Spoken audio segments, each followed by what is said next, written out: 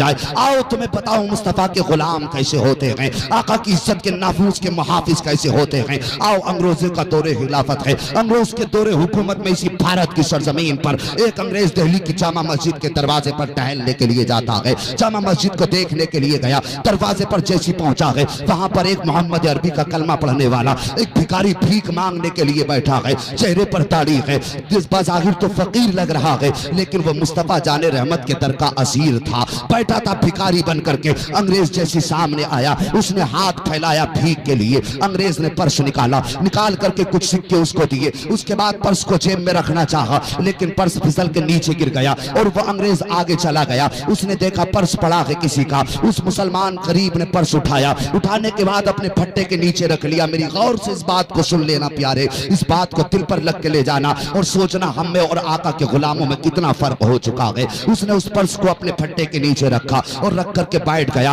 8 दिन तक अपने घर की तरफ नहीं गया, उसी जगह पर बैठा रहा। इस उम्मीद में बैठा था कि हो सकता है किसी दिन वो आए और पर्स में उसका उसके हवाले कर दूं। 8 दिन के बाद जैसे दोबारा ये संडे का दिन आया, फिर ये ईद जामा मस्जिद को देखने के लिए अपनी बीवी को साथ में लेकर के आया था। तो जैसे उसके दरवाजे से फिर गुजरा, फकीर ने हाथ बढ़ाया भीख के लिए। इस अंग्रेज ने फिर पलट के इसकी तरफ देखा, फकीर ने चेहरा पहचान लिया, हाथ पीछे किया, कहा कुछ पूछना चाहता हूं आपसे। कहा पूछो। कहा आप 8 दिन पहले यहाँ आए थे। कहा हाँ आया था। कहा आपसे मैंने भीख ली थी। कहा हाँ तुमने भीख ली थी। कहा तुमने पर्स निकाला था भीख देने के लिए। कहा हाँ पर्स निकाला था भीख देने के लिए। कहा फिर पर्स को तुमने अपनी जेब के अंदर रखा था। कहा रखा था। कहा फिर पर्स का क्या हुआ। कहा पता नहीं कहीं गिर गया था। उस फकीर ने इतना सुना, अपने फट्टे के नीचे से उसका पर्स निकाला। निकालने के बाद अंग्रेज के हवाले कर दिया। कहा पहचानो का यही तुम्हारा पर्स है। अंग्रेज ने अपने पर्स को खोल के देखा तो उसके अंदर बहुत सारे डॉलर रखे हुए थे। उसने कहा था फकीर एक बात बता दे,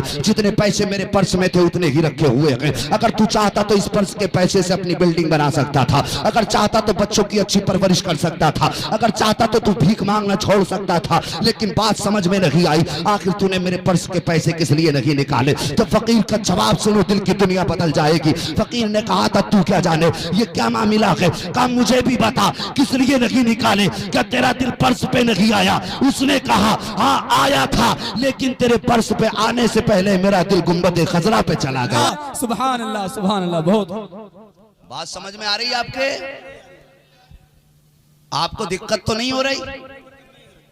कहा आया तो था, लेकिन तेरे पर्स पे जैसे ख्याल आया मेरे दिल ने भी कहा था पैसे निकाल ले। मुझे भी बच्चों की गुर्बत की याद आई थी, मुझे भी अपना भीख मांगना निगाहों में था, लेकिन जैसे मैंने तेरे पर्स की तरफ हाथ बढ़ाना चाहा, दिल ने कहा खबरदार इसका पर्स मत छू लेना। इसकी वजह यह है कि ये हजरत ईसा अलैहिस्सलाम का उम्मती है और तू मोहम्मदुर रसूलुल्लाह का उम्मती है। कहीं ऐसा ना हो कयामत का मंजर हो, अल्लाह की अदालत हो, हजरत ईसा भी खड़े होंगे, मोहम्मद मुस्तफा भी खड़े होंगे। कहीं ऐसा ना हो हजरत ईसा का उम्मती खुदा की बारगाह में ये फैसले के लिए अर्जी डाल दे और हजरत ईसा कहे खुदा की बारगाह में, ए मालिक मेरा उम्मती दिल्ली की जामा मस्जिद को देखने गया था, पर्स उसका गिर गया था, मुस्तफा जाने रहमत के उम्मती ने उठा लिया था और उस पर्स को चुरा करके जेब में रख लिया था। कहा अगर हजरत ईसा ने कयामत के दिन ये दावा कर दिया तो मेरे नबी की तो गर्दन झुक जाती, मेरे नबी की नजर झुक जाती।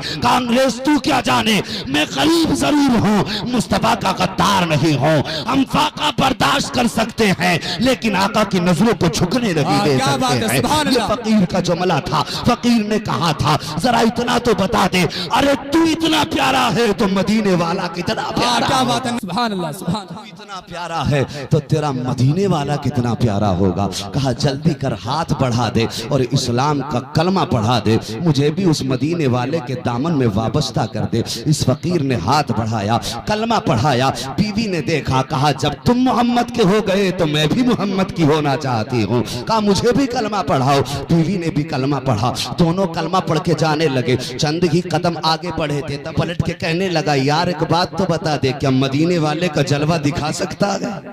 क्या बात है, सुभान अल्लाह सुभान। इश्क तेरे सदके जलने से छुटे सस्ते, जो आग बुझा देगी वो आग लगाई। क्या बात, जो आग बुझा देगी वो आग लगाई है। इश्क की आग लगी फकीर के दिल में, अब चंद कदम नहीं चल पाया। कहता यार मदीने वाले का जलवा दिखा देगा? तो फकीर मुस्कुरा के कहता है कि आ तुझे गुंबदे खजरा का मकीन दिखा दूं। आहा कहा जल्दी आ वुजू कर, वुजू कराया। कहा चल नबी पे सलाम पढ़ना शुरू कर दे। आहा क्या बात, सुभान अल्लाह। फकीर कहता कि पीछे पीछे पढ़ अस्सलातु आहा अस्सलातु वस्सलामु अलैका या रसूल अल्लाह, अस्सलातु वस्सलामु अलैका या हबीब अल्लाह, अस्सलातु वस्सलामु अलैका या नबी अल्लाह। इधर इसने सदाएं दी, उधर गुंबदे खजरा का मकीन मुस्कुराया। कहा सुन तू यहाँ तक लेकर के आ गया, मैं खुश हो गया।